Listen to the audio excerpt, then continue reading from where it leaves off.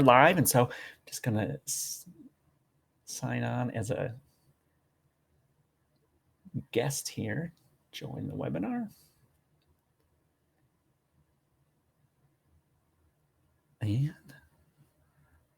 there we go. So we should have counts. Okay, so just checking out all the tech. Looks good. Chat empty. I'm going to test that offer really quickly. Yeah, can you hear me?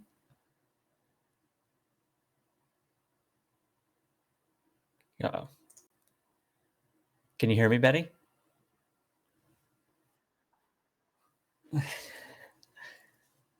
Let me see. All right, can you hear me?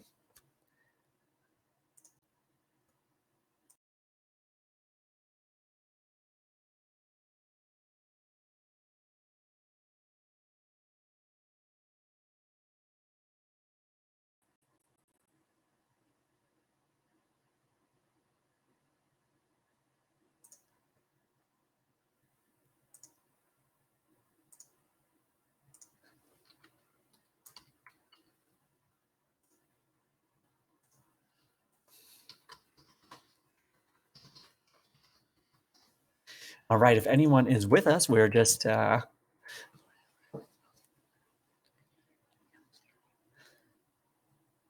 going to get started in just a few minutes.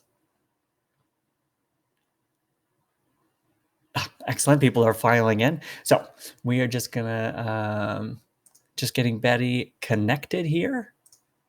So if you guys who are joining, and people are, I love it, can you type in the chat if you can see and hear me okay?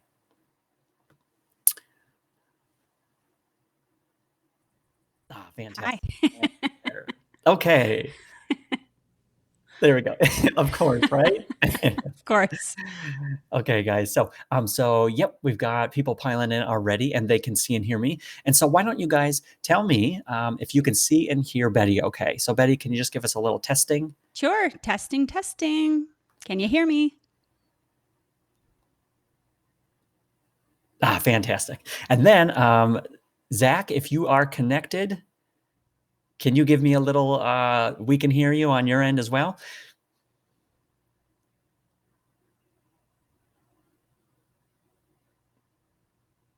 Well, everyone else gave us confirmation. Okay, good. All right, guys. Well, thank you so much for attending. We're going to get started in just a few minutes. We'll start on the hour. And you're in the right place if you came for 5 steps to nailing the discovery call, which, oh, fantastic. For me personally, there's just nothing as important, you guys. And I'll tell you, I didn't tell Betty this. I probably didn't tell anyone this, but I was terrible at these to start. Like, look, the worst. I'd sweat through my shirt like crazy before I had to get on the call.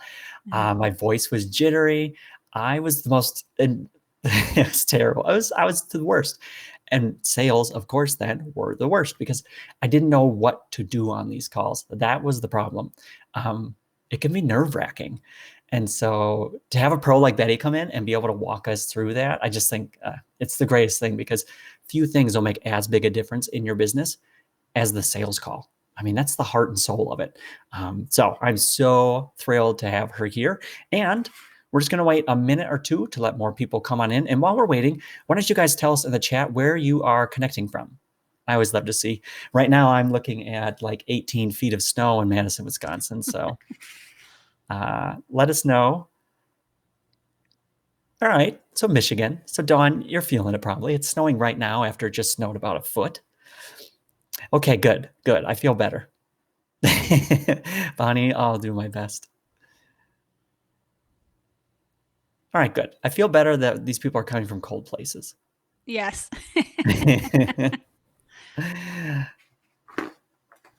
All right. Tennessee might be a little warm. Okay, guys, it is 2:00, so we are going to get started. Hey! I love seeing familiar names in here. Hi, guys. It's so great to see you. So we're going to kick things off, and I will just tell you that I am Jason Gracia. I run Swift Sites, which was Savvy Hippo. So if of my clients that are connecting, Savvy Hippo, sadly, is going out to greener pastures. Um, Nothing wrong with the hippo, but it played its role. As some of you who know my story, Savvy Hippo came out of my experience with cancer, and now I'm coming up on 5 years, complete remission. And so we're just ready for something new. So the hippo is fantastic, but Swift Sites is going to take over. And any of my clients who are on here, you're going to hear all about that. You're going to get access to a whole new platform. So that's why you saw emails from Swift. You might have been confused. That's why the hippo is going away. But more important, so what we have here is one of my favorite people online who works with coaches. She is incredible. Now I'm going to read her bio just because I don't want to miss anything. And then I'm just going to brag on her because she's so great. So Betty Kempa is a business coach and strategist for coaches, and she helps corporate professionals ditch the 9-to-5, repackage their genius into a 6-figure coaching practice. And she does it all with her program, the 5 C's of building a 6-figure coaching business. She has a background in corporate communication with Fortune 500 companies. So she's not just making this stuff up. She didn't just read it in a book. She knows communication. And her results and her clients' results prove it out. So to have someone who's an expert in communication teach us today how to communicate, it doesn't get any better than that. After leaving the corporate world, she achieved 6 figures in her first year, which just blows me away because that's an incredible result. It takes a long time usually to do that. So we get to tap into this brain of how in the world did she do this? Betty's a member of the Forbes Coaches Council, which is so awesome. Congratulations again. And a frequent Forbes contributor. She's been featured in The Muse, JobScan, Forbes, Thrive Global, UW-Madison. Woohoo! So, go Badgers. There we go, right? And many, many more.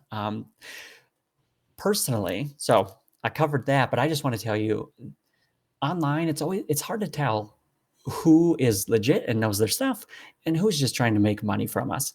Yeah. Betty is absolutely the former camp. She knows her stuff inside and out. I'm in her Facebook group, just kind of like, I try to, as the guy who builds websites for coaches, I try not to dive in too much because it comes off as just looking for clients. But I love to know about my partners and the results her people get, how she's in there every day offering straight value. It's not, hey, I got all these secrets, and if you sign up here, no. It's incredible how much value she has. So she's legit. She's the real deal. It's an honor that she's one of my friends and a partner, and it's such a pleasure that I can bring her to you guys. So we'll just do a little housekeeping before we dive in. Of course, distractions. Try your best to minimize those distractions. We're going to do a Q&A at the end. So if you guys have questions, just make note of those questions, and then you'll be able to post them in the chat. And then at the end, we'll go through as many as we can get to. And if anyone has any issues technically, something freezes, there's a glitch, there's a button underneath the video that says reconnect. And that's going to help you reboot into the webinar if you get stuck. So I want to thank you guys again so much for being here. We have a huge group. That's fantastic. So one last audio video check. If you guys are ready for Betty to come on and teach us the 5 steps to nailing that discovery call, let me see yes in the chat. So, all right, we got ready. Yes. All right, fantastic. Okay, Betty, it is your turn to take the floor. So you just want to share that screen? Yeah. So let's see. Let's get the screen share going here first. Okay. And then Jason, you just tell me as I kind of pull this up if you can see what I see. Yep. Slides are up and it's inside. Absolutely. And you are good to go. Slides are up and it looks great. And I now will fade away into the background as Betty Kempa takes control. All right, cool. Thank you so much for that awesome introduction. Man, that was cool. Thank you for that. So yeah, and right back at you. I mean, I know a lot of you guys are familiar with Jason's work. Jason's story is so incredibly inspiring. The work he does, is so incredibly inspiring as well. His website service, I mean, I recommend him to my clients. I know a lot of my clients are using his services, and his websites are functional and beautiful. And I am huge on branding and I am huge on efficiency, and he does both. So thank you, Jason, for that. All right. So let's dive in here. So Jason gave me a great intro. So I'm going to be able to kind of peruse through that part of it. But I am a business coach. I help coaches build six-figure coaching businesses through my signature methodology, which is the 5 C's of building a six-figure coaching business. And Jason mentioned my Facebook group as well, the Build a Six-Figure Coaching Business group, which is a supportive, free online community for ambitious coaches ready to reach the six-figure mark. So I encourage you guys to come on in. I always lead with value, and that's really what that group is all about, value and support. So today I'm going to walk you through the 5 steps to nailing your discovery call. Okay, so our agenda today, I'm going to give you a little bit of background, a little bit of my story, although Jason really got most of it covered, to be honest with you. So we'll move right into training after that. I'm going to be covering with you guys today, not just the call, because it's more than just the discovery call, right? It's also how do you pre-qualify people? How do you educate people on who you are before you ever get on the call with them? Discovery call flow. What does the flow look like? What are the topics that you want to cover? How to overcome objections, which, by the way, I like to call them questions instead of objections. So how to overcome objections or respond to questions, and then how to close the deal, or, really how to transition people from the call to being a client.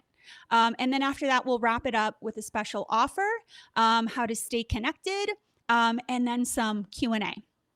All right. So a little bit of my backstory before I dive in here. So Jason already mentioned, my background before I moved into the coaching world. I was a corporate communications leader at different Fortune 500s. I spent about a decade in the corporate world until I realized it was not for me. I wanted the freedom to run my own business. And, I'm sure some of you can probably relate to this, that really the only part of my corporate job that I liked was the part where I got to coach, right? The part I got to coach direct reports. But at the time, I didn't really know how to translate that into a separate career. I did a lot of soul searching to try to kind of figure out, what am I meant to do? This isn't it for me. And that's when I found out about coaching. And it was scary to take that leap into entrepreneurship. But then, lo and behold, I got laid off from my corporate job. And I really took that as a sign from the universe to go for it and start my own business. So when I first started out, my niche was in career coaching. That's how I started, as a career coach. And why? Well, because I wanted to help other unfulfilled corporate women just like me figure out what kind of career would make them happy. So that's how I got started. And I remember when I first started, I really dove into the business aspect, right? Like, how do you stand up a business? I took a lot of business courses. I read a lot of business books. I definitely worked with my fair share of coaches. But really, for me, what I leaned into was leveraging my expertise from my former corporate communications role. Because in that role, I had to create content that would be compelling, engaging to the consumer, and inspire them to take action, right? So that is really, that knowledge is what I used to, move into entrepreneurship. And that's really when I pivoted my client attraction strategy to 100% virtual marketing, right? So that is what allowed me to get to that six-figure mark, was really leaning into that expertise. And I did that without spending money on Facebook ads, without running a ton of webinars or challenges or, all that kind of jazz. It was more about leading from a place of value, right? Now, what I started to see over time was that the types of clients who would seek me out, they increasingly, they didn't want another corporate job.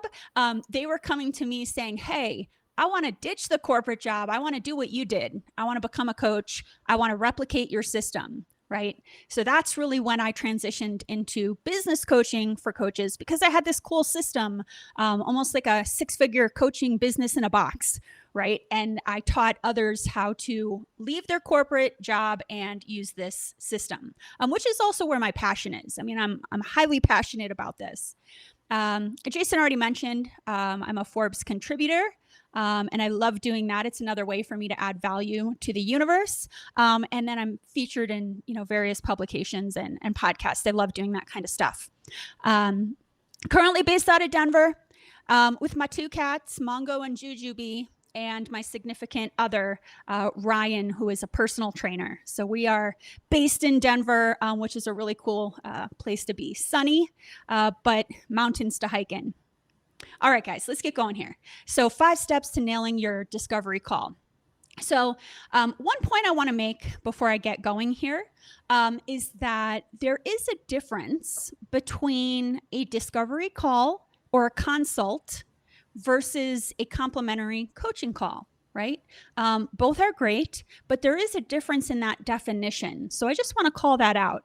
And for the purpose of today's training specifically, I'm talking about your discovery call or your consult. So that's where you're really exploring to see if the prospect is the right fit for your coaching program. It's kind of like a first date, right? Both people are exploring whether or not they can see something long-term together, right? So on the kind of call I'm talking about today, the discovery call, it's more about, instead of coaching them on their problem, you're coaching them to make a yes or no purchase decision, okay? So step 1 of this process is pre-qualifying, right? So this is making sure that the person that you're talking to has a need for coaching. The timing's right. They're prepared to purchase, and all this stuff happens before you get onto the call with them. So somewhere along the line in the process, before you hop on a call, you do want to do some pre-qualifying. And of course, your goal is to have a lot of discovery calls booked with the right people, right? That's the goal. So why do I want you to pre-qualify before getting on the phone? Well, first, as an entrepreneur, our greatest asset is time, right? Time is even greater than currency. So it's important to get on the phone with the right type of people that are, ready to buy and, excited to work with you, right? Because we have a lot going on, and we want to make sure we're spending time on activities that are going to attract the right type of client to us. Okay. Also, when you pre-qualify before getting on the call, you're going to have a higher closing rate, right? So if you're not pre-qualifying and you're getting on the phone with 10 people, right, you're going to have a much lower closing rate. But if you're pre-qualifying ahead of time, you're going to tighten that gap, right? So that's important. Okay. Next, it's going to inform the discovery call, right? So when you have an application or a pre-qualifying application and they fill out some answers before you get on the call, that is juicy and pertinent information that you want to collect, because it's going to help inform the discovery call itself, right? You have something to go off of. So what does it look like to pre-qualify people prior to hopping on a discovery call?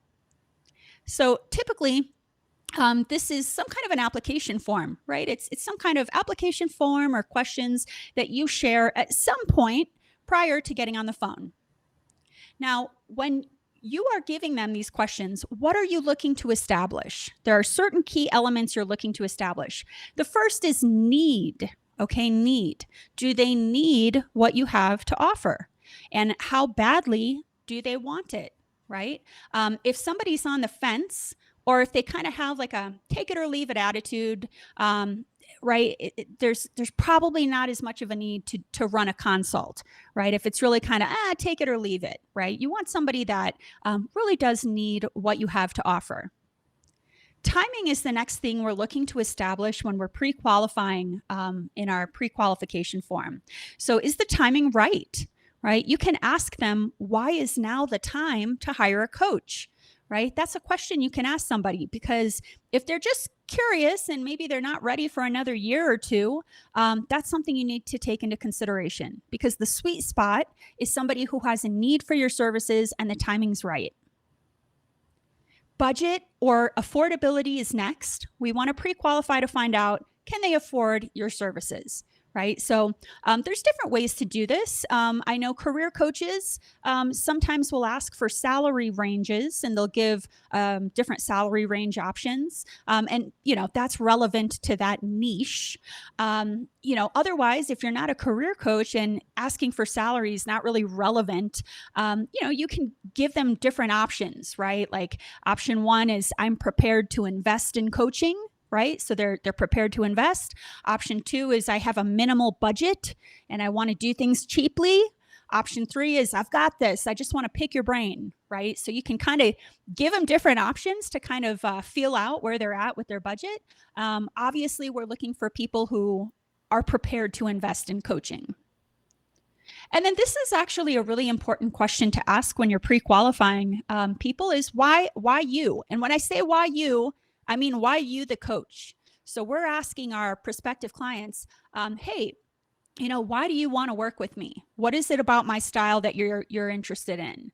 And this is a good question to ask because we want people who can describe why they want to work with you specifically based on your content, based on your unique coaching methodology, or based on your style, right? We don't want someone that has no idea who you are getting on the phone with you. And sometimes when they're not quite sure who you are, this kind of a question, why me, is going to propel them to actually go back and do the research, right? Read your blog, look at your coaching package so that they can actually answer that. So that's a good thing. Now, if all four of these things are not there for the client, right, you really have to think about, does it make sense or not for me to hop on the phone? The sweet spot is somebody who needs what you have to offer, the timing's right, they are able to pay for it, and really that they believe not only do they need coaching, but they need you as their coach, right? So these are clues. Think of yourself like a detective. Okay. So at this point, step 2 in this process out of the 5 steps to nailing the discovery call is educating, right? And when I say educating, I'm talking about educating or warming up people prior to getting on the phone, right? So here's one thing I will say about step 2.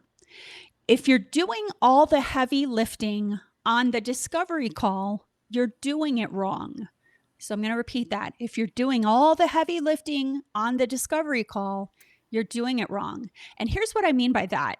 What I mean is I want you to educate people on who you are, your methodology, your style, your accolades, all these things prior to getting on the call. They should know all about you before you ever get on the phone. Okay? Getting on the phone, that shouldn't be the first time they learn about how awesome you are. So at this point, they've booked their call, they've filled out their application, and now you're going to send them a prep email for them to review before you hop on the discovery call. And again, the purpose of a pre-discovery call warm-up email, it's to warm them up a little bit more, and it's really to educate them on who you are as a coach and what you offer. Now, why do we do this? Well, it increases the know, like, and trust factor. And when that happens, you spend less of your time on the call feeling like you have to convince them that you know what you're talking about, right? So that's part of what this is. It's a short and sweet email. And here are a couple key elements to cover.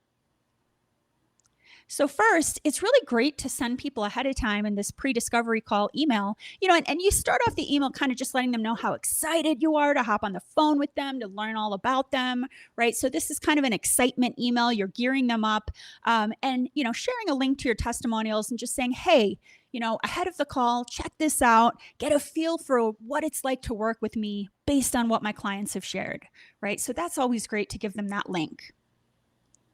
Next is a link to some of your free training content. And this is really, I'm talking about, if you're a blogger, a link to some blogs. If you're a video person, maybe you could send them a link to some free training videos, right? I'm talking about free content marketing. If you're a podcaster, maybe a link to your podcast. But whatever free value you're putting out into the world to teach, because you always want to lead with value, share a link ahead of time and, say, hey, check some of this out. Get to know some of, the coaching content that I teach, right? Next is a link to your signature coaching methodology. So this is your method or your framework, or really your plan on how you get your clients from pain to dream, right? So if you have a signature methodology, right? So my signature methodology is the 5 C's of building a 6-figure coaching practice. So I like to send people a link, or you could send a PDF, whatever you have, that really outlines what your process is, so that they can feel like, oh, she's got a plan, she's got me, right? And they can kind of get geared up to kind of thinking about what that is going to be like. All right. So now on to the discovery call itself. Discovery call flow and topics. So I'm going to talk you through the flow of the call and the topics that you're going to want to cover. Now, first, let's just cover a couple best practices before we move into topics to cover and flow. Okay. So first, I want you to listen more than you speak. And hopefully that should maybe mitigate some of your nerves and feeling like, oh, I got to get on this call and convince people. It's the opposite of that, right? And we're coaches. And a lot of coaching, right, is asking smart questions and then listening and then digging deeper. That's what it's all about. So just kind of make a mental note to yourself. I'm here to listen more than I speak. Okay, next you're going to be asking questions to dig deeper, right? These are just some concepts, some best practices I want you guys to just remind yourself before you hop onto these calls. So you are going to ask questions, they'll give you an answer, and as a coach, oftentimes people give you a surface level answer, and it's your job to dig deeper, right? So essentially the client's coming to you, they're in pain. There's a reason why they're trying to talk to you. They're in pain, and they currently have a dream that they want to achieve. So throughout the course of this call, you're going to be digging deeper into both, and the pain and the dream. You're asking questions to dig deeper, and that's going to bring awareness to the client on the gap between where they are now and where they want to go. And having that awareness is critical for them, and it's really the first step for them to acknowledge, hey, I need some support to get from point A to point B. Okay, so probing into the pain and the dream. And part of that is just asking these questions to dig deeper and deeper into both. It's also important, another best practice that I want you guys to remember as you're going through these calls, I want you to be asking people's permission to move forward. Ask people's permission to proceed. And you're going to pepper that in, sprinkle that in throughout the call, right? Your various points throughout the call, you're going to kind of pause and hey, do you want to hear more? Would you like me to share more? Right? You're asking for their permission to proceed. And that makes it so much less awkward and salesy, is to get their buy-in, to educate them on your package. It's very different than pushing a package down their throat, right? You're asking for permission to share more info throughout this call. Okay. And then last, this is all about coaching them to a yes or a no. Right? But the goal here is to really just get people out of the gray maybe area, right? So if any of you've read The Prosperous Coach, he talks about that a lot in his book, right? The gray area, the maybe area, the I don't know, that's not a good place, not just for you as the coach, but really it's no good for the client or the prospect. Maybe is not coming from a place of power. So your job is to help them commit to a yes or a no. No attachment, right? No attachment one way or the other. It's just we are here to help them make that decision one way or the other. So here's the flow of the discovery call now that I've shared the best practices. We're going to start with a short intro, an icebreaker. We're not going to just, go straight into the call here. So this is just like seeing someone in person, have an icebreaker. We're going to move into digging into their pain and their dream. We're going to throw in a couple final pre-qualifying questions. And the cool thing is we've done a lot of that already, but sometimes you still want to ask some of these questions on the call as well. It's very important. Then you're going to move into the pitch. And you see the pitch is at the tail end here. This is not how we start the call. This is the tail end of the call. Once you both decide you're the right fit, right? You move into the pitch and then you share your price. So let's break all of these down one by one. So first, let's start with our introduction. So when you hop on a call, people are busy. They have, busy lives. Our clients are busy. No matter what your niche, people have busy lives. So you want to, just confirm verbally when you get on the phone, hey, is it still a good time? For the session, because you do not want them to have a ton of distractions otherwise, right? If they're driving or they're this or they're babysitting or whatever's going on in their life, it's better to reschedule than for them to feel super distracted. So do confirm it's still a good time. Now you want to move into asking, hey, tell me a little bit about yourself and why you're looking for a coach right now. Right. So this is a nice icebreaker where they can just share a little bit about their story. The other part about this, you see the second half, tell me about yourself. Why are you looking for a coach? Right. And that's important is to ask them, why are you looking for a coach? They reached out to you. Right. So this is not a call where you are trying to convince them why they need a coach. This is not that call. Right? You're not here to convince them. So you're asking them, hey, why are you looking for a coach? And they're explaining that to you. Next, you want to ask, hey, what would you like to get out of today's call? And it's really important to find that out so you can ensure you address that. And it's slightly different for everybody, right? Everybody wants something slightly different. So it's important you ask. You don't want to assume.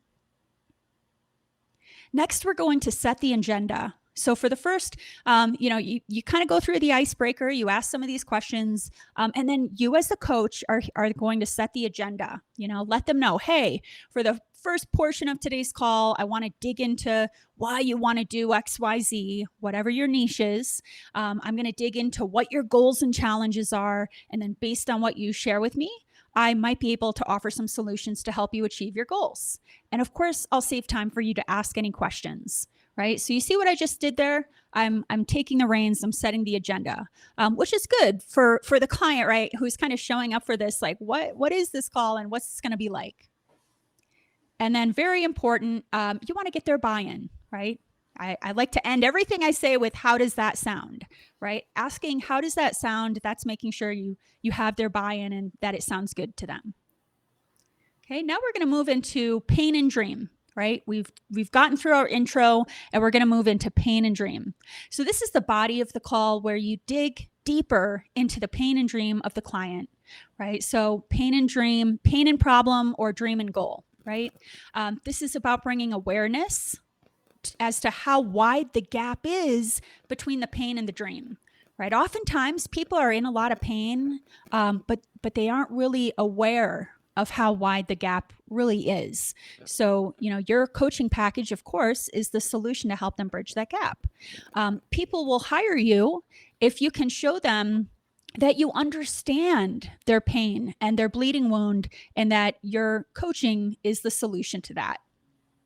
So let's talk about the pain, right? And I will tell you, I like to start with questions around pain and then move to dream so we can, end on a high note. But start out off with their challenges, right? So you want to ask a little bit more about, hey, tell me about what has been the biggest challenge you've had in achieving XYZ. So whatever your niche is, if you're a relationship coach, right? What's your biggest challenge with your relationship? If you're a career coach, what's been your biggest challenge at work, right? So relate it back to your niche and dig into that challenge.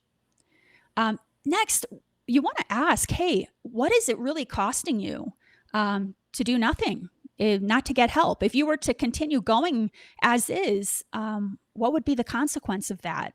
Right. And that's really important. You can also kind of word it. You could say something like, what will happen if you don't seek help with XYZ? Right. So it's important for them to realize that doing nothing is doing something, and there's a cost to doing nothing and not seeking help. So dig into that. You could also ask questions around, hey, what are you no longer willing to tolerate about your current situation, right? They've shared with you their challenge and the pain they're in, and you want to dig into what are you no longer willing to tolerate about that, right? So you can add your own questions here. I want to give you guys just kind of a taste of the types of things you can ask around pain. So, feel free to add to this list and make them even more specific to your niche, but really dig into what that is for your client. Next, we're going to talk about the dream. And again, I like to end on a high note, get people excited about the possibilities, plant seeds about, how could life be different? How could you be different once you achieve your goal? And people are they buy the dream, right? People don't necessarily need to know every itty bitty logistic piece of your program. Like day one, we do this, day two, we do this. But they do buy, the dream, and they buy, somebody who understands their pain. So it's important to dig into both. So think about some questions you can ask around, getting into your client's goals, their dream, their vision. One method to do this is kind of helping them fast forward 1 year, right? Hey, what do you want fill in the blank to look like in the next year? What's your dream? What's your vision, right? So again, fill in the blank, whatever niche you have. If you're a health coach, what do you want your health to look like 1 year from today? If you're a leadership coach, how do you want to show up as a leader 1 year from today? What do you want that to look like at work? What's your relationship with your boss? So dig into it and get them to visualize and explain to you, how they want that to look different 1 year from today. Sometimes you could do it like, the magic, the genie in a bottle question. If you rub, the magic lamp and you get your wish of what you want this to look like in a year, what does that look like? Or if I sprinkle fairy dust and I can give you exactly what you want in 1 year, describe to me what that looks like. Okay, so get them to forward think. Also, you want to ask questions about how will having XYZ goal, whatever it is, whatever your niche is, how will having this change your life? And when I say that, what I mean by that is, even though people come to us with a specific pain point and problem, it's usually much bigger than that, right? So, with a career coach, saying, how will having a career you love change your life? It's bigger than just the career, right? Because that client will probably tell you, oh my gosh, if I had a career that I loved, how would that change my life? I'd probably have a better relationship with my partner because I wouldn't be complaining about work. I'd get to spend more time with my family, my kids, because I wouldn't be at work till 10 p.m. each night, right? So it's bigger than just the goal. And you need to ask them questions to help them see it's bigger than just the one thing that they think they want. There's more behind that. So how will having this one thing change your life? Also equally important to uncover is, how will you become a different person once you achieve this goal? Really powerful to get people to step into this newer version of themselves, whatever that looks like. Once they achieve that goal, they're more confident, they have serenity, they're happy, right? So how will you become a different person once you achieve this goal? Next, we're going to move into a couple pre-qualifying questions. We've already asked some of these questions ahead of time, which is nice. But there's still, you still want to use a portion of this call to, you're feeling each other out. You're trying to make sure that they're the right fit. And sometimes speaking about this stuff live is different than reading it on a form. So one really good question that I like to ask live is, how long have you been thinking about achieving this goal? And it's a very important question to ask, because if you get to the end of your call and they tell you, you know what, I want to think about it, or I'm not ready to make a decision, you want to bring them back to whatever they tell you the answer is here. Right? Hey, Joan, you told me you had been thinking about achieving this goal for over a year. I'm curious, tell me more. What more do you need to think about as far as moving forward to achieving this? Right? So as coaches, part of our job is we're here to hold our clients accountable to the goals that they tell us they want to achieve. So uncover, how long has the person you've been talking to been wanting to achieve this goal? Also equally important, and you might have asked this already in your pre-qualifying form, but again, I think some of these are really important to talk through with people live. Why is the time now for you to have a coach, right? It's good sometimes for people to hear themselves say it out loud. Again, you're not here to convince them the time is now. Right? You're not here to convince them that the time is now. You are asking them to explain to you why the time is now for a coach. Okay.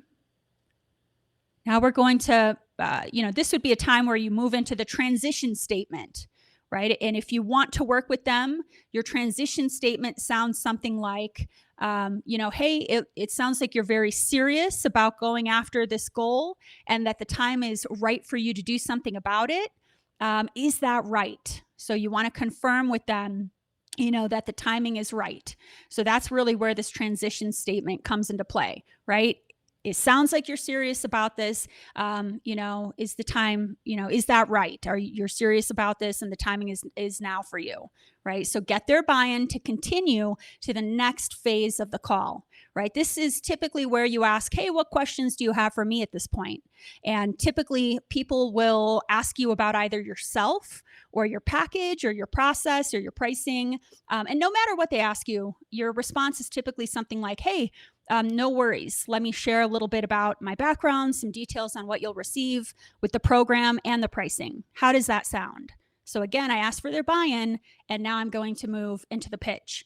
So I'm not going to pummel straight into the pitch from talking about the pain and the dream. I'm going to get their buy-in before I move to the pitch, right? So once they say, yeah, you know what? I do want to hear a little bit more about you and your program and your price, right? Once they say that, that's when you go into sharing with them, why are you an expert in your field, right? So you might at this point talk about your coaching title, your I help who with what statement. You might share some examples of what makes you an expert, right? And that could be a ton of different things. It could be certifications you've gotten as a coach. It could be hours of coaching under your belt. It could be companies that you have coached clients from, right? Like when I started, one of my clients, she worked at Google, right? So that was something I could say, hey, I've coached clients from Google headquarters and this and that and the other, right? So you can talk about companies where the clients have worked at. You could talk about industries you've coached, if the industries are relevant to the client. And really, most importantly, guys, especially for those of you that maybe you're just starting and you've done some pro bono coaching or you've just had a couple clients, share some specific results that you have helped people achieve. Okay. Next, you're going to talk about what makes you different, right? What makes you different? What's your unique differentiator? What's different about your style? Think about your competitors. Why should a client who's talking to 3 different coaches in your niche, why should they choose you? What's your superpower? And really important, guys, and this is work you've done ahead of time, is what is the gap in the market that your program fills, right? Every niche, every market has a gap. What is the gap in the market that your program fills? Now would be the time to share that. This is also when you'd want to talk a little bit about your signature methodology. And when I say signature methodology, I know that might be a new term for some of you guys, but I'm really just talking about the framework of how you get your clients from pain to dream.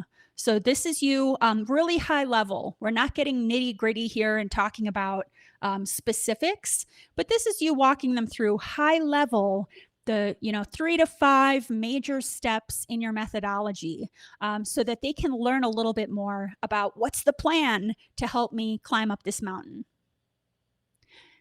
You also want to share some of your package deliverables, right? So this is stuff like the duration of your coaching journey, the number of coaching calls, how will they get information from you in between calls, right? How will they get that information in between calls?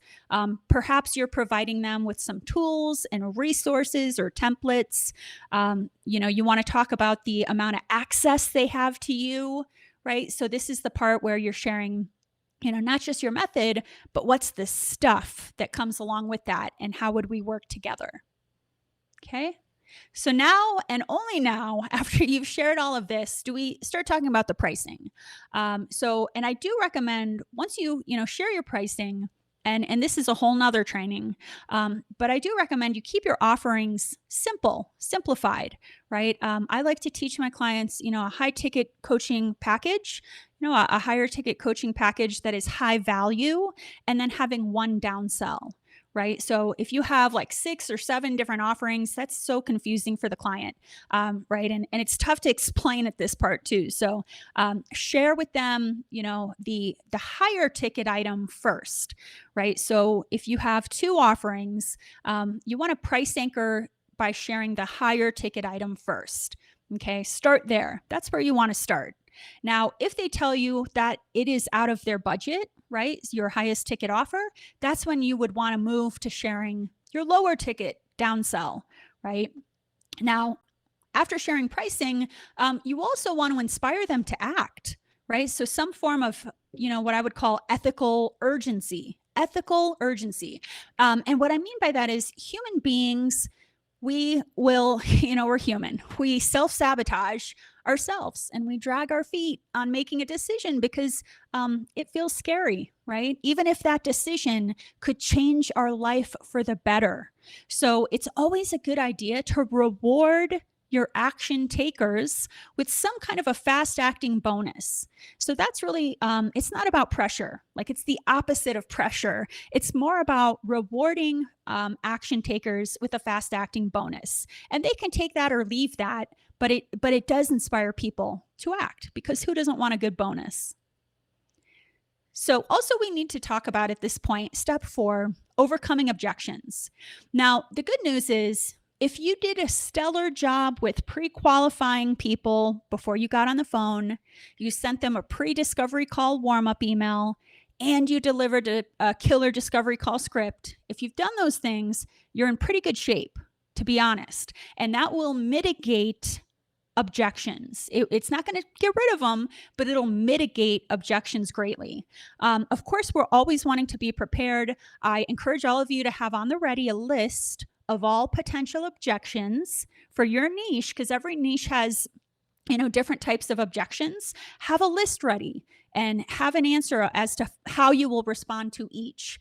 And again, I mentioned this before, I don't even like to think of these as objections. I like to think of these as questions, right? And to be honest with you guys, when somebody asks you questions, right, when they have questions about the process, that's a good sign. That's actually a green light. So we want those. Okay, so let's talk about, I can't cover every objection in the universe on this one call, but let's talk about just some of the most common, right? So of course, money, right? Of course, that's one of the most common. Now, again, if you ask a pre-qualifying question around budget ahead of time, that's going to mitigate the money objection. It just will, because you've already asked this ahead of the call, right? What their budget was. But really, a couple of things I do want to say about the money objection. Any kind of money objection is usually because they don't fully grasp the value of your offer. It's not usually about the money. It's usually about not understanding the value of your offer. So that is why it's pivotal that you explain the value and the ROI of your program before and during the call, right? So very, very important. Also, if the higher ticket item is simply out of their budget, you're just going to move to recommending a downsell, right? That's why it's great to have the higher ticket and then the downsell. Group programs are an awesome downsell, by the way. You can also get people, back to the answer you asked them earlier. So earlier in the program, you asked them, or earlier on the discovery call, you asked them a question. You said, hey, what is it costing you to stay stuck?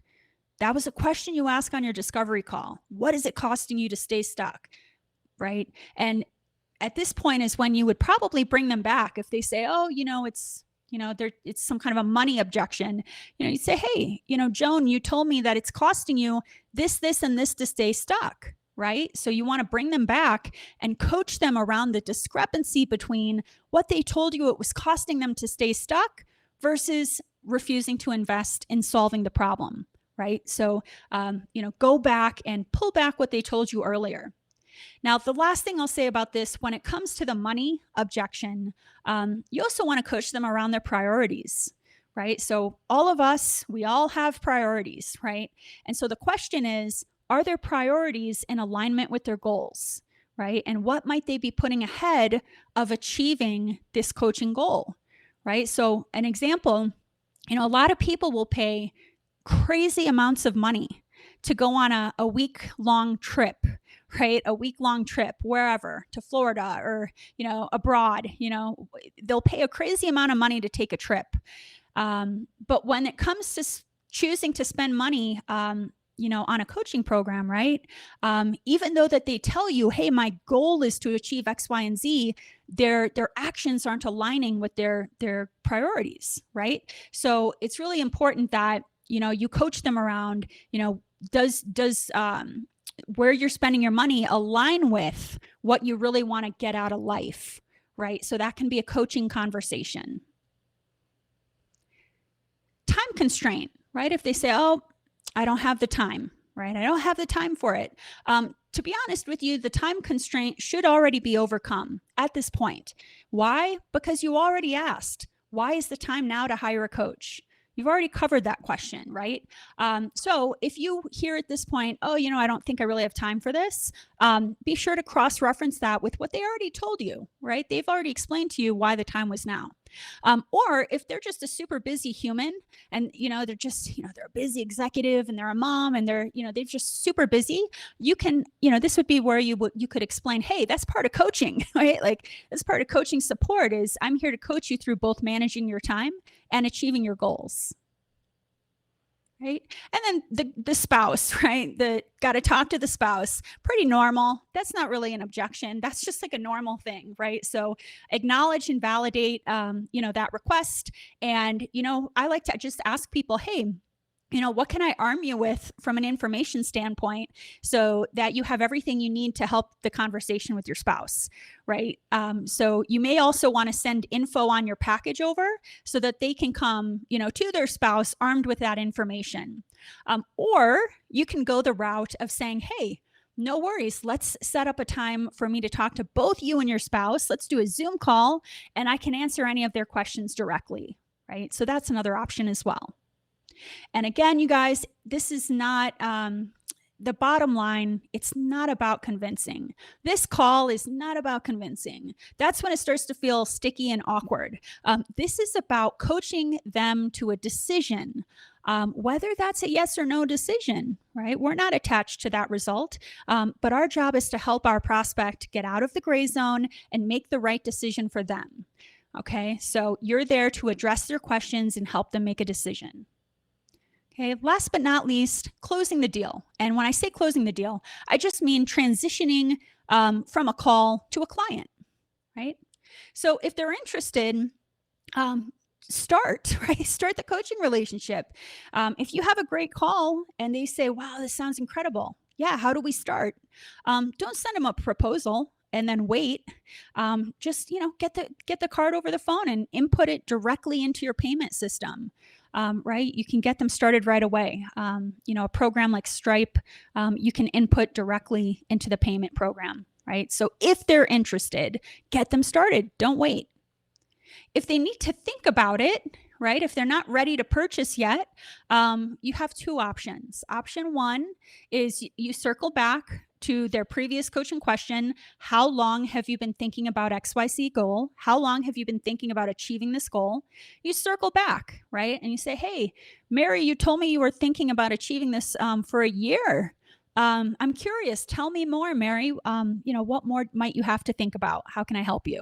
Right? You can coach them through that, right? If they've been sitting on that.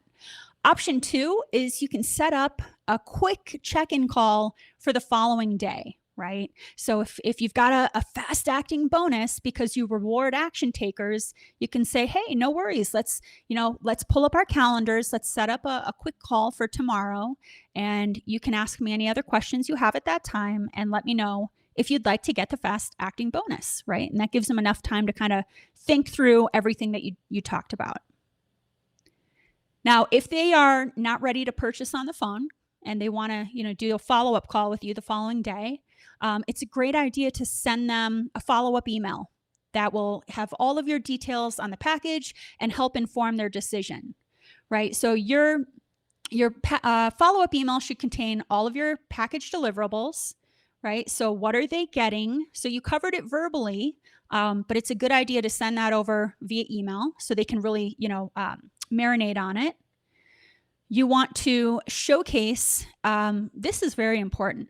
You want to showcase the valued at price of each deliverable so that they can really start to wrap their heads around the value. It's hard for people to understand the value of coaching. It's tough, right? So when you think about the stuff, the deliverables, you want to do some research and, kind of give them an estimation of the valued at price tag of each thing you're offering so that they can really look at that. And then they can see, in that follow-up email, the total valued at price of everything you're offering versus what you're actually charging.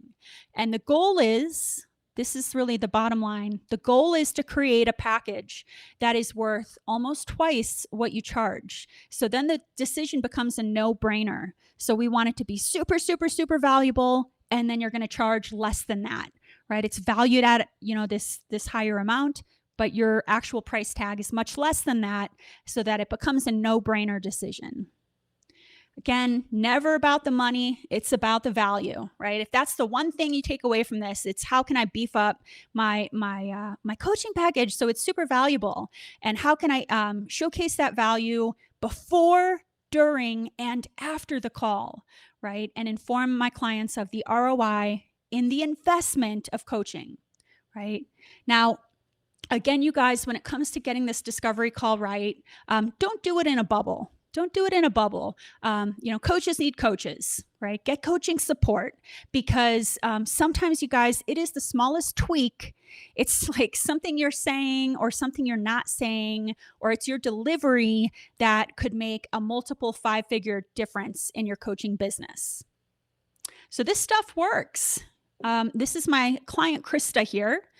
She's a new leadership coach. She went through this process and her first major sale was at $13,900, right? So this stuff works. Here's my client, Vanessa. She left the corporate world. She became a career coach and she went through this process with me and she did scale her business to 6 figures her first year, which was so cool. So I'm sharing this with you guys because I want you guys to get off this video training feeling excited and knowing that with the right strategy, the sky is the limit, right? It's totally doable. So the last thing I want to just make you guys aware of is that nailing your discovery call is really a piece of a larger strategy to get to 6 figures in your coaching business. So, I've been talking about signature coaching methodology a lot, and this is mine, right? So my methodology here, all of these elements are necessary to replace the corporate income with the 6-figure coaching business, right? You need to choose the right niche, and it's not just about choosing the niche. It's more than that. It's validating the market. It's finding the gap in the market and creating a unique value proposition. It's powerful messaging. It's positioning yourself, and it's tapping into the pains and dreams of your ideal client avatar. Part 2, creating a killer coaching package, right? That's creating that signature methodology, right? This is about beefing up the value of what you offer. So by the time you get to the discovery call, you've got this incredible coaching package. Part 3, curtains up, launch your brand. This is making sure that you are branded the right way, right? And the cool thing is if you're working with Jason, you've got a beautiful website, right? You've got a beautiful lead magnet, right? So we want to make sure that, even above and beyond your website, that all your social media profiles are optimized, right? We want to make sure that, whether it's a launch or a relaunch of your website, that people are excited about it and they know about it. So there's a way to jazz people up for the launch, right, of the brand. Your client attraction strategy is part 4. Right? So this is all about how do I get these calls booked, right? How do I get these calls booked? Now, Jason has your website set up so that, it's driving people to book calls, which is awesome. But there's, a system above and beyond that you really want to lock into, right? How to get publicity, how to build a referral tree, content marketing, right? There are a bunch of elements that goes into client attraction. And then last but not least, closing the deal, right? It's a lot of what we talked about today, but above and beyond the information, it's the implementation of everything that we covered. All right. So we need all of these dialed in to get you guys to 6 figures. All right, guys. So My gift to you before I hand you back to Jason is a complimentary business audit. Right. So that's my gift to you for sticking with me through this call here. So my audit is me looking at your business, looking at your website, looking at your social media, looking at your coaching package. This is just me looking at your stuff and making some recommendations on where I see some gaps that might keep you from six figures. Now, I am saying it's for a limited time only because at a certain point, if I get too booked, I'm going to have to pull those down. But for you guys for being here today, I am going to make sure that I include that as a complimentary thank you for being here with me today. So Jason will, I believe, be dropping a link for you guys to book that, or you could reach out to me via email, Facebook, or LinkedIn. No matter what, stay in touch. I'd love to see you guys in my Build a Six Figure Coaching Business Facebook group, which is sixfigurecoachingbusiness.group. Feel free to visit me, on my website, shoot me an email, and I'm very active on both LinkedIn and Facebook. So would love to see you guys there. All right, Jason, thanks so much for having me on, and I'm going to push it back to you. All right. Sounds great. And can you give me, Betty, do you hear my audio okay? I do. Okay. I just had to mute me so I wouldn't make too much noise during presentation. All right. Yep. Do you need so me if to you can pass you past the screen, or do you have it there, Jason? just click the click that blue share screen. Okay. Turn that on. Good to go. Side to side. Okay. I gotta say that was fantastic. Thank you so much. I wish you existed before I got started in my life, because yeah, mine were disasters, like I said, and when I did some of the things you talked about, I started to get better results. And I was taking notes the whole time. So what I would love for people to do in the chat. Now, if you guys look in the chat, you should see a link. I dropped a link in the chat. So you guys should see a link right to her complimentary audit, which is incredible. Whenever you can get an expert, a true expert, a six-figure coach to look at anything you do for free, that's incredible. So you guys click that link as fast as you can. So you should see that. And then what I would love is to know in the chat, oh guys, it is so good to see you too. What I'd love to know is your biggest takeaway. So I'm going to blabber on for a sec and tell you what mine is, but I would love if in the chat, you could just post what Betty shared, because I know she shared a lot, but what's going to be your number one takeaway? What are you going to start to do or not do because of what you learned today? So I would love that. So in that chat, tell me your biggest takeaway. Now, personally, me, I love that you mentioned the education piece pre-call, because that's so huge. And that's what made a big difference for me. I know if my clients are listening, they know I send a video after anyone books a call to establish a relationship, to thank them, to be not just another blank face among the many people they may be looking at. It really helps you stand out. So I love that. The education piece is huge. There's so much. I love too that you mentioned that if someone is ready to go on the call, have payment ready. Yeah. I think that's brilliant, because as Betty knows, and a lot of you guys know, every second that goes between when they apply to talk with you and then when they pay, every second they're just stretching further away from you, because people naturally don't want to spend money. It's human nature, right? Human nature. And so brilliant to be able to have that button ready. You just click, send the invoice on the call. I love that. What else do I got? I love the fast action follow-up bonus too. Yeah. Super smart. I do that too. I load up my initial offer with bonuses because, like we said, when you let days or weeks go between a decision, most likely they're going to let all the myths and the limiting beliefs take over. Even though it's a good decision, you're going to lose that battle. So having a bonus that if they sign up fast, I love it. Okay. So I could go on and on, Betty. I think I love it. It's because I know how much of a difference it makes if people listen to you. So pre-qualify application form, smart. Pre-qualifying questions. Yep. I love that. Jim, that's great. It's not a pitch. You focus on their need. I love that too. Yeah. Because people don't buy coaching, right? People buy results. That's right. It's the old drill bit, right? People don't buy 2-inch drill bits. They buy 2-inch holes.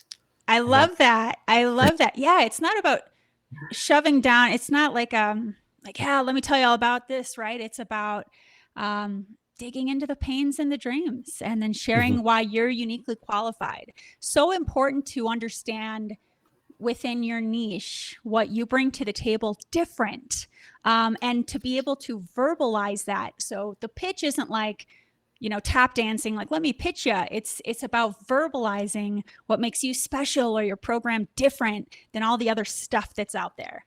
Yep. And God, there's so much stuff out there, right? Yeah.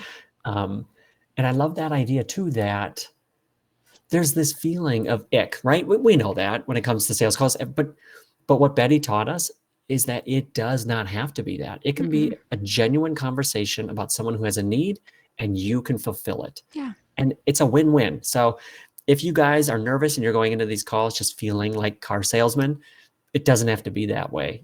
If you're doing your job right and you're a good coach and you know what you can do for these people, it is Yeah. a win-win. So I know the feeling, and I had it because my voice be like, do you want to buy this thing? But then when I realized, no, I can actually help these people and I can help them Yeah. for a lot less than what they're going to lose without me. And That it's made a big exactly what you difference. said too, Jason. And I mean, I didn't really get into this on this training, but it all stems from, before we get on these calls, we got to believe that I mean, we Right. Couldn't became agree more. coaches to be of service. So we got to believe that what we have to offer is highly valuable, and we can help somebody, we can help change someone's life. So we really got to Right. tap into that so we can get on that call excited, to serve. Right. Yeah. And I even talk about this in the platform. So my clients, if you went through my little tutorials, that's what I talk about. That as a coach, personally, I think coaches are superheroes. You guys, unlike books and courses, which are great, but nothing comes close to what you guys do. You go into people's lives and you save businesses, you save marriages, you save lives if you're a health coach. You save marriages. I said that. I'm working with marriage coaches right now. But that's what you have to realize, is that you're not just a coach. Yeah. You're a change maker in the biggest way. Saying the right thing to the right client at the right time can change the next 50 or 60 years of their life. Yeah. And that's what you get to do every day. So like Betty said, realize, mentally wear that cape of a superhero, because that's what you're doing. And I am not a certified coach, so I give all respect and admiration to what you guys do, because it's incredible, absolutely incredible. Okay, so now I'll hop into questions. So this will be our Q&A portion. I'm going to, so this, wow, this is great. So what I'm going to do is I just want to hop over. Okay, so do you have, great. So for group coaching, when it comes to the discovery call, so Carol had asked, do you have a different approach when it comes to doing a call for someone who's interested in group coaching? Oh, that's such a good question. I don't. I don't have a different approach, because the cool thing about, and again, I know this is kind of getting into another type of training, but the cool thing about having a signature methodology of how you get from pain to dream, it's the same method, whether it's the one human or the group of humans. So it's really the same flow of the call, but it is partly determining during that call, is this a human who wants the one-on-one touch, or that wants to be a part of a group and a mastermind? Something cool you can do, which is what I do, I give my one-on-ones bonus access to my group coaching program as part of the bonus of being a Mhm. one-on-one client. So it's, to answer your question, it's the same call, but it is trying to help them understand where they'd be the best fit. I love it. I love that value is value. And so the approach to presenting it, like you said, it doesn't change. Right. So Jim asked, do you have a discovery call process for, and this might be the same answer, discovery call process for corporate sponsors considering a coach for their organization? Oh, that's a good question. Yeah, so it is a slightly different process, right? That is a slightly different process than what I covered today. That's more of getting in there, and it's almost like co-creating what you want that engagement to look like, because there's a lot of different stakeholders involved. So it is slightly different than getting on the phone or a Zoom call like this, and the pains and the dreams. There's a lot of elements that are similar, right? Because just like with any organization, you need to know for them, what is it costing that organization not to bring you on? You have to help them Mhm. understand what's the ROI, but you also, it's a little more complex. There are more stakeholders involved, and you're kind of co-creating that together. So a lot of these elements are similar, but it is slightly different. Yeah, sorry, there's so many questions. I'm over here like scanning through everything, but yes, I agree with you that when it comes to corporate, the idea might be the same of value, but you're right. The angles are different. The pitches are tweaked a little differently. And there's sometimes there's more engagements than just one, like, The you know, sales it's cycle's a little sometimes there's longer. Yeah. multiple. So it's a little bit more flexing to the business. But at the end of the day, what remains consistent is what's the pain that they're in? What are they, you know, what are they missing out on by not getting help with that? Every month that goes by, especially for a business, tick, tick, tick, it's money they're losing. So it's your job to help them understand that, and then to co-create a proposal that hits on all of the pain points that they indicated to you that they're Mhm. struggling with, and making sure that's accounted for. Love it. You're so sharp. I just love it. So next question, what certifications do you recommend for professionals who leave the corporate world to have, but they want to offer coaching? So I think this is the age old, do I need certifications? And if so, what certifications do you recommend? So do you have an idea on that when it comes to coaches? I mean, I'm skewed. I have a skewed, I mean, I'll share with you, but I drank the Kool-Aid of IPEC. I went to the Institute of Professional Excellence in Coaching. So I'm giving you that with a grain of salt, because I'm skewed. I drank that Kool-Aid. But that is the program I went to personally. Do you have to be certified? And that's like a golden rule. You don't have to be certified. But I think a lot of coaches, we want to learn and to grow and to get new coaching skills. So what I would say is, just you have to determine for yourself what you're looking for out of a certification, and then do some research and speak to other coaches who have gone through those certs to make sure that what you're looking for is what will be provided, because it's more than just a cert. Yeah, I have a ton of thoughts here. Yeah. I think if you know what you're doing, if you can deliver the result, that's all that matters in the 100%. end, right? But IPEC gives you the tools to be able to deliver that result.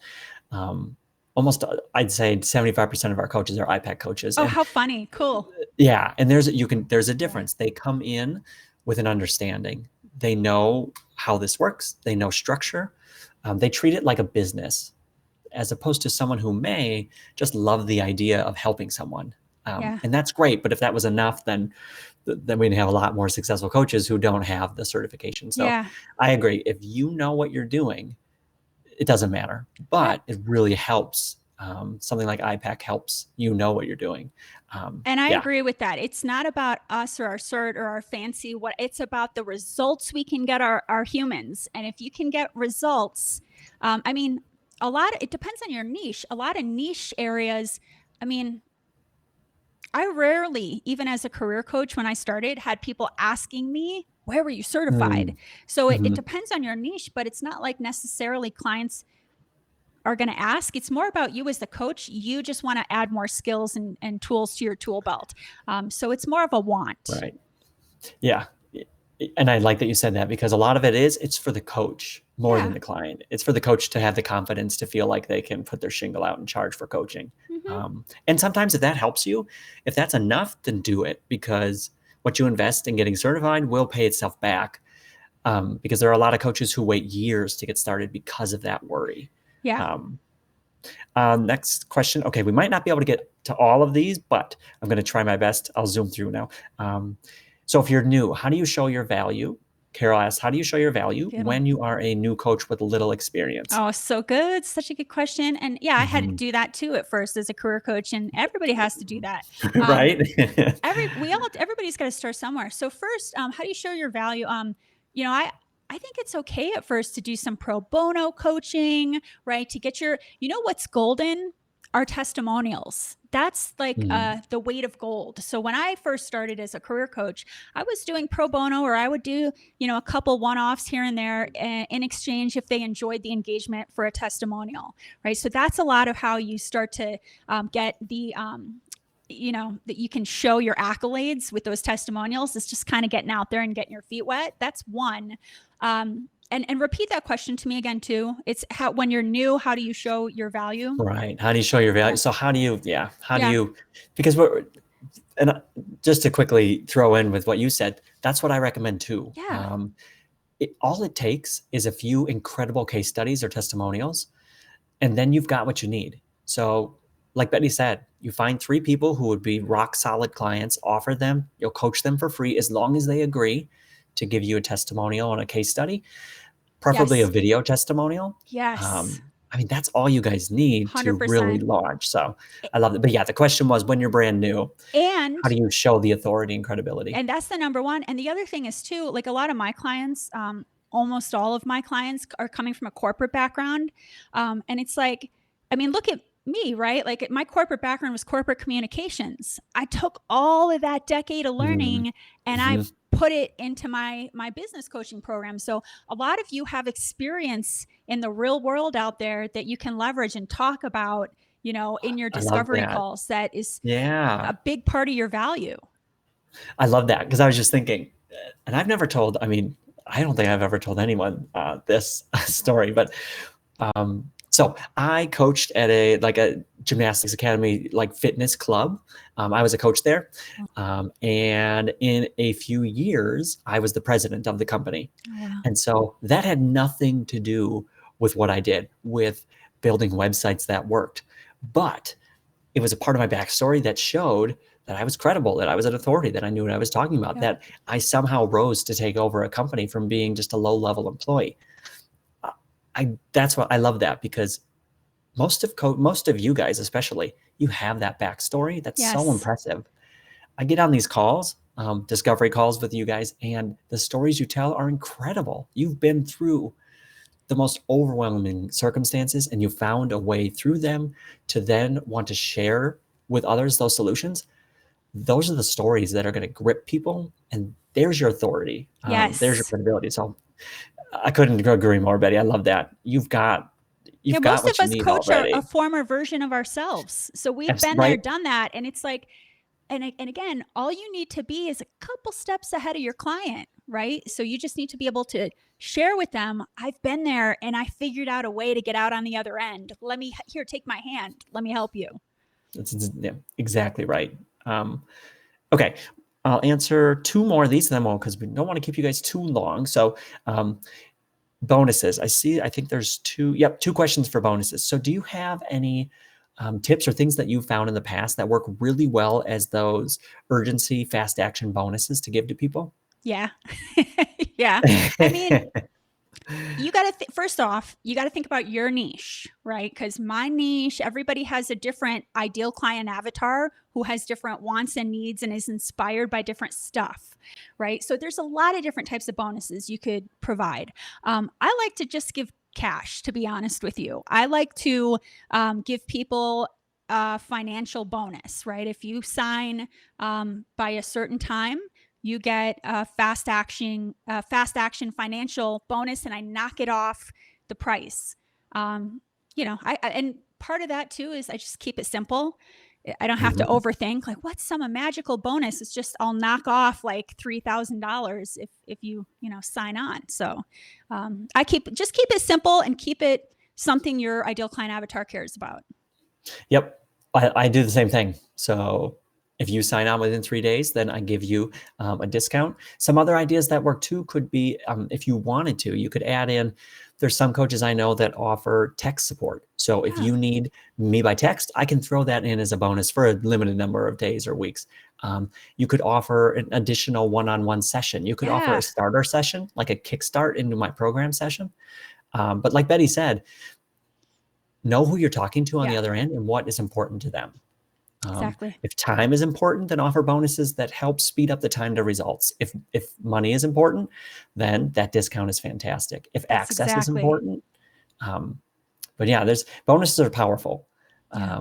If you do the right bonuses, often, so I come kind of from the internet marketing world, but I wasn't one. I promise I wasn't one of those guys. But I lived there because I sold books and courses, and a lot of times it was the bonuses that sold everything. Yeah. Your core product was whatever it was, but it was the bonuses that sold the actual product. And for services, that's often true too. So Totally. using a bonus, super smart. We have two questions that this will be nice. We can take care of all of them. I think is phone call or Zoom, and then what duration do you recommend? Oh, these are good questions. Phone call or Yeah, Zoom? these are smart guys and So, girls. phone call or Zoom. I'm not going to hang my hat on either of those exclusively. I think part of it is what you're comfortable with. For me personally, sometimes it feels like Zoom can be a little distracting on a call for me personally, because it's like looking at notes or people are looking at their camera image or, so unless it's an international, like for me personally, I'd rather just really be in the moment on a call. But if another human is like really attached to wanting to see me, then of course, right? I'm going to do the Zoom. What I like to do, which can be fun, is even if you're just doing phone, you can send them a little video of you saying, "Hey, it was so awesome, talking to you. I love this conversation, blah, blah, blah," and send them a little video clip of you afterwards, if you feel like it distracts from the call. So I don't think there's a right or wrong. I think you should go with your comfort level. Yeah. Yep. Personally, I like video only because of the connection, Mhm. but I think you're right. It's where are you going to shine? Yeah. That's what I found. If you're Yeah. uncomfortable on video, you don't need that in the back of your head, right? Right. Like, oh, how do I look? And But I yeah, agree with the connection bit, right? I mean, we're visual creatures. So if you're a phone person and you really want to go the extra mile, send them a little video, like, message. You could use mhm. a program like Dubb, Dubb, and create a quick video and say, "Hey, that was such a great call," and just send it a little personalized connection Mhm. afterwards. The one thing, and I don't mean to push back at all because I agree with you, but the one thing that video gives you is you can read their It's reaction, true. which is helpful if you're in that sales call. If you can kind of see their shoulders slunk, or they look surprised, or they look like they're in it, that can be helpful too, which you That's can't true. always pick up on the phone. But they both work. And I If would you're say good, you could do it experiment. by facts. I would say Yeah. experiment and try both ways and just get the vibe of where you operate on the best frequency. In the end, right? That's what it's about, where you're Yeah. comfortable and where you thrive. Now, I saw a question come through, so we have just two more, and then we'll wrap. So my clients need extreme privacy. How can I do the testimonial thing? Oh, What you yeah. can do is, personally, as the person who does the websites, and I do a lot of testimonial pages, and I'm sure Betty has ideas too here, but what I say, change the name, don't include a picture. And people sometimes wonder, I just had someone ask, I don't want to reveal their identity. I want privacy, but I want to use a picture. Can I use a stock image? Never, I say, never use a stock image for two reasons. One, it's just not right. Yeah. It's really misleading. And two, I have been to websites where they use a stock image that I recognize. And the instant Mm. I know it's stock, gone. I would never work with that person. Yeah. So just don't use a picture and change their name. And you can say where you present your testimonials, names have been changed to protect identity. That way you can still share their story without revealing who it is. I don't know if Betty, if you have I any. mean, you're on point because you deal with that all day long. You have you've got all the testimonials coming in. Well, the one thing I would say is, well, I mean, it depends on your niche, but don't, for a lot of you guys, don't assume, even though your people seem to be private, don't assume that if they're not ecstatic with how you've helped them, that they're not willing to go out on a limb and, give you a Mm, video. Just don't let them make that call versus you just feeling like, "Oh, I don't think they're going to do it." So I like to just start off by asking people, and I explain to people too. Like, I don't just say, "Can I get a video testimonial?" I explain, like, that's how I don't run ads. I don't run any ads. And so I explain to people, like, that's how I run my businesses, by mhm, these mhm. word of mouth. And that would mean the world to me. And if they say, "No, I'm not comfortable," I say, "No problem." And then we move to the written testimonial, right? If they're not willing to give the picture, which is the next best thing after the video, yeah, Right, that's right. fine. But 100% agree with you. That's super awkward to use a stock photo. And I've seen Don't it. do that. Yeah. especially because of the work I do with, I Yeah, see, it's so funny. I see everywhere I see stock images I recognize, like so funny. every article I see, it's funny. Okay, I said we were going to wrap up, but we do have one more question from Sarah, and then we're done. Can you offer a webinar as a discovery call? Hmm. So one to many. Yeah. Well, I'm sure you want to share, Yeah. Jason. So personally, I would use the webinar to get people on the phone. Yes. But it sounds like what you're saying, use the discovery call as a webinar. Then from the webinar, they would sign up. Um, you could do that, but for personally, of course, Betty's the queen here. I find that a higher price point requires a conversation. It's Yeah. very hard without ever talking to you to get someone to spend $5,000 to $10,000 to $20,000. Personally, but Betty, you might have. I'm 100% with you. 100%. I think I mean, it depends on the price point, right? If you're selling a lower price point, then, and we see some of these, right? Webinars that flash the price, and like if it's a lower, but I know a lot of like what I teach, my clients are selling at a much higher price point because that's how they're scaling to 6 figures. And a higher price point, you want to move them and webinars are great, and like I'm going to be doing one down the road as well, but I'm going to be pushing people to a call coming out of that webinar. So I think you're on point.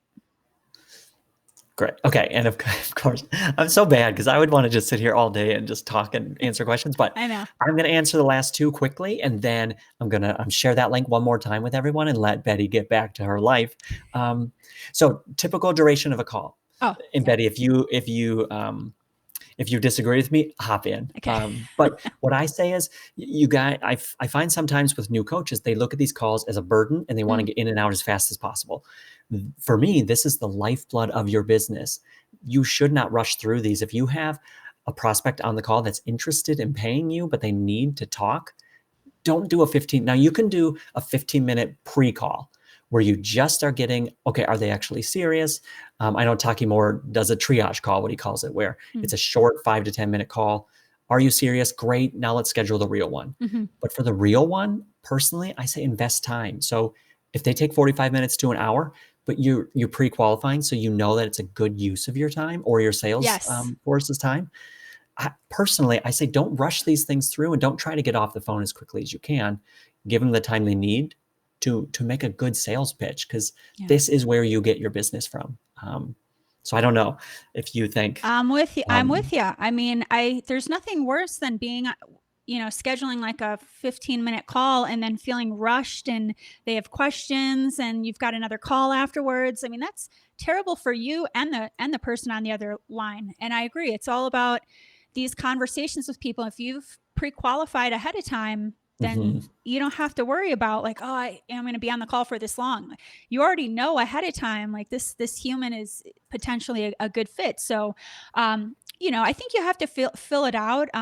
45 minutes seems to be a sweet spot, but wherever you land the plane, like I like a 45-minute call. If I do a webinar first, it might be a shorter call because I just did this big thing about like everything I'm all about. So that might be a shorter call, but regardless of the time you choose, I like to buffer in extra time at the end. So maybe the client doesn't see that. They see it as a 45-minute call, but my calendar system has an extra 15, 20 minutes because I don't ever want to feel rushed. And I certainly don't want them to feel rushed.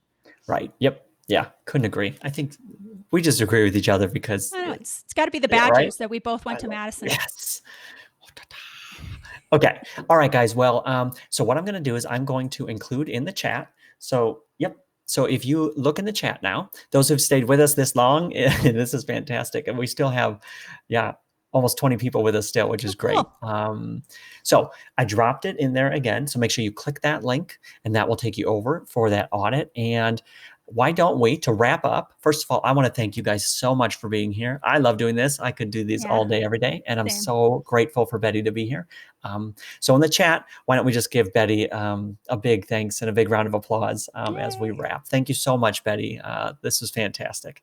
Thank you so much. Thanks for being here. And thanks for everybody that showed up because I know you guys are busy. So the fact that you took time out of your day, and that includes you, Jason, for setting this whole thing up. So I'm grateful for all you guys. Well, thank you guys so much. We'll be signing off now. And everyone will get a recording. So by email, you'll get a recording. People who didn't show, people who did show, you'll get that recording. But if you're interested, click that link in the chat now and then book that call, because it's a no-brainer, you guys.